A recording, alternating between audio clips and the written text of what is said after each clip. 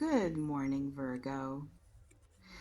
There is a particular kind of tears that fall when someone realizes the thing they pushed away was the very thing they needed most. That is the image Spirit handed me the moment I opened this energy for you today, Virgo. Not gentle, quiet sadness, something heavier. The specific grief of someone who created their own loss with their own hands and is now living inside the consequences of that choice every single day. And underneath all of that grief, woven through it so tightly that the two cannot be separated, is love. Real, persistent, refuses to fade love that has only grown clearer to them since you left their daily life. I want to walk you through everything coming through in this reading, why they pushed you away in the first place, what their sadness actually looks like up close, the specific shape of their regret, and what this love is asking of them now. Stay with me through every layer of this because I do not want to rush past anything that matters here. Let me describe what I felt the instant this energy opened, because the first impression always carries important information about what we are dealing with. I felt heaviness settle into my own chest almost immediately, the specific weight of carrying something that should have been handled differently. This is not light, passing regret. This is the kind that sits in a person's body, that shows up in how they hold their shoulders, in the quality of their size throughout an ordinary day, in the way certain silences in their home now feel different than they used to. I also felt sorrow that was distinctly self-directed rather than simply mourning your absence. This person is not only sad that you are gone, they are sad at themselves, genuinely disappointed in their own choices in a way that has been difficult for them to sit with, honestly. I want to talk about why this person pushed you away, because understanding the root matters significantly to everything else in this reading. I am sensing fear as the primary driver here, but I want to be specific about what kind of fear, because not all fear operates the same way. This was not fear of you specifically. This was fear of how much you had come to mean to them. There is a particular kind of panic that surfaces in some people when a connection becomes significant enough that losing it would genuinely hurt. And rather than leaning into that vulnerability, they retreat from it instead, almost as if creating the loss themselves feels more manageable than waiting for a loss they cannot control. I am also sensing something about self-worth tangled into this decision. Some part of this person did not fully believe they deserved something as good as what existed between you. This belief likely formed long before they ever met you, rooted in earlier experiences, perhaps in childhood, perhaps in previous relationships that taught them love was conditional or unreliable. When something stable and genuine showed up in the form of you, that unfamiliarity, paradoxically, felt threatening rather than comforting. I want to add a third layer here as well, because Spirit is showing me something about timing and external pressure that I think deserves inclusion. There may have been circumstances in their life at the time, work stress, family obligations, personal struggles they were not fully processing, that made them feel they did not have the emotional capacity to be fully present for what was developing between you.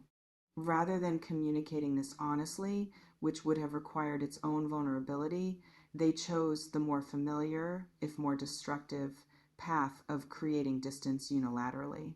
This does not excuse the choice, but it does help explain why someone capable of genuine love could still make a decision that caused such significant pain. I also want to speak to a pattern that often underlies behavior like this, something worth naming directly.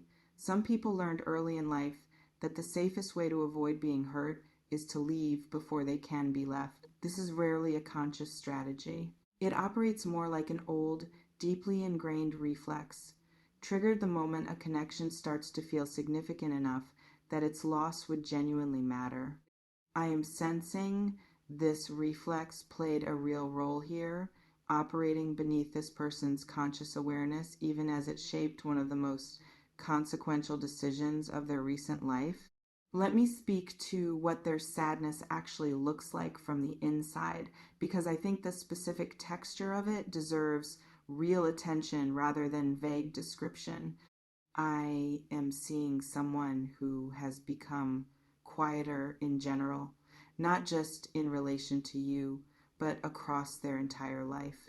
Friends or family who know them well have likely noticed a shift, a dimming of their usual energy that they may not be able to fully articulate or explain even to people who ask directly. This person is carrying something they have not fully voiced out loud, and that unvoiced weight has been affecting how they show up everywhere, not only in thoughts of you. I am also sensing moments of sudden emotion that catch them off guard, tears arriving unexpectedly while doing something completely unrelated to you on the surface, driving somewhere, washing dishes, lying in bed at night. Grief like this does not always wait for appropriate moments. It surfaces when the mind has enough quiet to stop distracting itself, and in those unguarded moments, the full weight of what they did and what they lost becomes impossible to keep at arm's length. I want to describe a few more specific dimensions of this sadness, because I think the detail genuinely matters here rather than offering only general impressions. I am sensing this person has had difficulty fully engaging with celebrations or good news from others recently, a kind of muted response to things that would normally bring them genuine joy. This is a common companion to unresolved grief, the way significant unprocessed loss tends to dampen a person's capacity to feel other emotions fully, almost as if the heaviness of what they are carrying creates a ceiling on how much lightness they can access elsewhere in their life right now.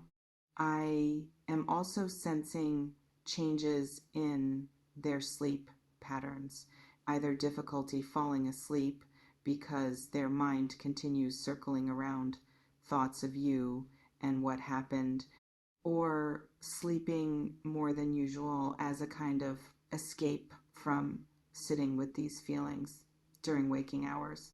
Both patterns point toward the same underlying reality, a nervous system that has been significantly disrupted by the weight of what this person is carrying. I want to address the specific apology forming in this person because Spirit is showing me something genuine rather than a surface level expression of regret. This is not a quick, convenient, meant to smooth things over without real reflection behind it. I am sensing genuine reckoning here. The specific, uncomfortable process of someone sitting with exactly what they did, examining it honestly rather than constructing excuses to soften their own guilt. They have replayed specific moments, specific conversations, the exact instance when distance began to grow, and they understand now, with a clarity that was not available to them in the moment, how unnecessary and how costly their choice actually was. Does this feel like it is connecting to your own situation, Virgo? Has there been someone whose absence you have felt was caused more by their own fear than by anything lacking in what existed between you? Let me know in the comments. I want to hear how this is resonating with your own experience right now. I want to speak to the love itself because this reading centers it directly, and I think it deserves full, honest examination. What this person feels for you has not diminished during this period of distance. If anything, I am sensing it has clarified. Distance has a way of stripping away distraction, leaving only the essential truth of what someone actually feels once daily habit and routine closeness are removed from the equation.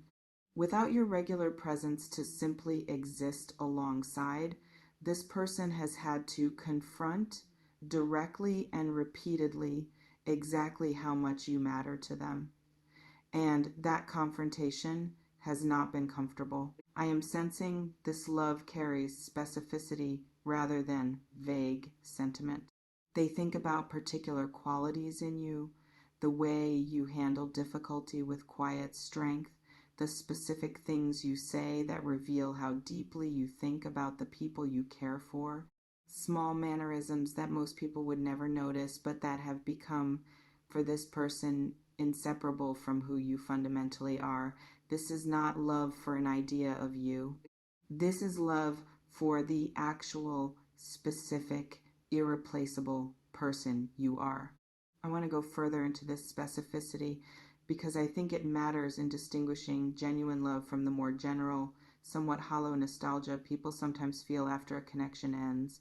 I am sensing this person remembers exact conversations, the precise words you used in moments that mattered, the way certain situations brought out particular sides of your personality that they came to treasure. They do not simply miss having someone in their life generally. They miss you specifically in all your particular complexity in ways that no substitute connection has been able to replicate, even if they have attempted to fill the space in other ways since the distance began. I am also sensing that this love has continued to grow during the distance rather than fading as time has passed, which I know may seem counterintuitive, but which Spirit is showing me clearly. Absence has functioned for this person almost like a magnifying glass, removing the daily distractions and routine that can sometimes make genuine appreciation harder to access, and leaving only the clearer, more concentrated truth of how much you actually mean to them. I want to talk about what this person has been doing internally with all of this sadness and love because I think the process matters here. I am sensing genuine self reflection occurring, not the performative kind that exists mainly to make someone feel better about themselves, but real, uncomfortable examination of patterns. This person has likely begun to recognize, perhaps for the first time with this much clarity, where their fear of closeness originated, why vulnerability has always felt so threatening to them, and how those patterns directly led to the choice that created this distance between you. This kind of reflection is not quick or easy. I am sensing it has required genuine discomfort, sitting with parts of themselves they would have preferred to avoid examining too closely. But this discomfort is producing something valuable. It is the foundation of actual change rather than simply temporary remorse that fades once the initial sting of loss begins to feel more manageable. I want to expand on what this internal process has likely looked like for them because I think the specifics will help you trust the genuineness of what is described in this reading. I am sensing periods of journaling or at least extended private reflection where this person has tried to trace back through their own history, identifying earlier moments that shaped their fear of closeness. This might include examining a parent's relationship, an earlier heartbreak that taught them caution, or simply a long pattern of pulling away whenever something began to matter too much. This kind of tracing back is uncomfortable work, and the fact that they have engaged with it at all speaks to the seriousness of their current reflection. I also want to speak to something about the timeline of this internal work because I do not want to suggest it has been instantaneous or easy. I am sensing this process has unfolded gradually, with setbacks along the way, moments where they tried to convince themselves they were fine without you, followed by renewed waves of grief that undermined that attempted convincing. This back and forth is normal in genuine processing of loss and regret, It does not indicate insincerity. It indicates the messy, non-linear reality of how people actually work through significant emotional material. Inhale with me for a moment. Virgo. I want to address something important about your own experience receiving this reading, because I do not want to assume how this lands for you without acknowledging real complexity. Their sadness, their sorrow, their love, all of this is genuine according to what Spirit is showing me. And still, none of it automatically obligates you to anything. You are allowed to feel moved by their pain while also protecting your own peace. You are allowed to believe their love is real while also needing more than emotional declarations before you would consider opening that door again. Both of these positions can exist together without contradiction. I want to speak to what is shifting now because Spirit is showing me genuine movement rather than this person remaining stuck indefinitely in private regret. I am sensing this person is approaching or has already reached a point where keeping all of this internal no longer feels sustainable. The combination of genuine reflection, genuine love, and genuine sorrow has been building toward expression. They are preparing, in whatever way feels most authentic to them, to actually say what they have been carrying rather than continuing to hold it silently, hoping you somehow already know without them having to risk the vulnerability of telling you directly. I want to describe what this expression might look like when it finally happens, because I think the practical shape of it matters. For some of you, this is going to come through a direct, vulnerable conversation, whether in person or through a call, where this person finally puts words to everything they have been carrying. I am sensing genuine nervousness attached to this for them. The specific fear of finally saying something true and not knowing how it will be received after everything that happened between you. For others, this might come first through a written message, something that allows them to organize their thoughts fully and express the depth of what they feel without the unpredictability of a real-time conversation. I want you to understand that whatever form this takes, the content behind it is consistent. Genuine sadness over their own choices. Genuine apology, not the empty kind, but one rooted in real understanding of impact, and underneath both, love that has remained constant despite the distance they created. I want to address something honestly here, because I think this reading needs this layer of nuance rather than only the comforting parts. Sadness and love, even when genuine, are not automatically the same thing as readiness to actually be different going forward. I want you to hold this distinction carefully. This person may genuinely grieve what they lost and genuinely love you while still carrying the same underlying fears that caused them to push you away in the first place. Real change requires more than feeling bad about the past. It requires demonstrated, sustained difference in how someone shows up, not just words describing how sorry they are. Let me speak to what genuine accountability would actually sound like here, if you are open to eventually hearing it. It would include specific acknowledgement of what they did, named clearly rather than vaguely referenced. It would include understanding of impact, not just their own pain at losing you, but genuine recognition of what their choice cost you specifically. And it would include some indication through their own words or through visible changes in how they have been approaching their own growth, that they have done real work to understand why they did what they did, rather than simply missing you enough to want things to return to how they were before. I want to give you some additional practical markers to watch for here because I think specificity serves you better than general reassurance. Genuine accountability tends to come without excessive justification attached to it.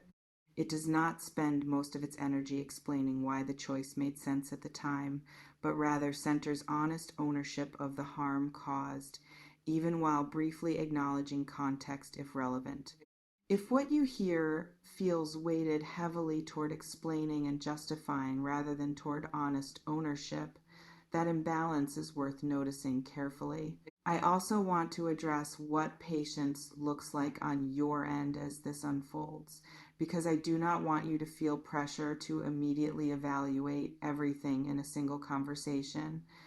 Genuine change reveals itself over time through consistency, not through one well-spoken moment of vulnerability.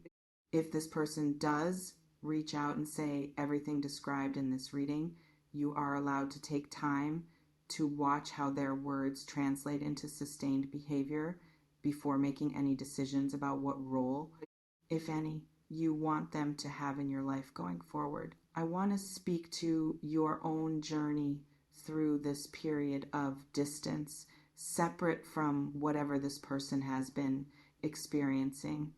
You have continued living, Virgo, whether that has meant processing genuine hurt, building clarity about your own needs, or simply finding your footing again in a life that had to reorganize itself around an absence you did not choose. I want you to honor that journey fully, regardless of what this person ultimately decides to say or do. Your strength during this period belongs entirely to you, and it remains yours permanently, independent of how this particular story continues to unfold from here. As I bring this reading toward its close, I want to leave you with the complete picture Spirit shared today.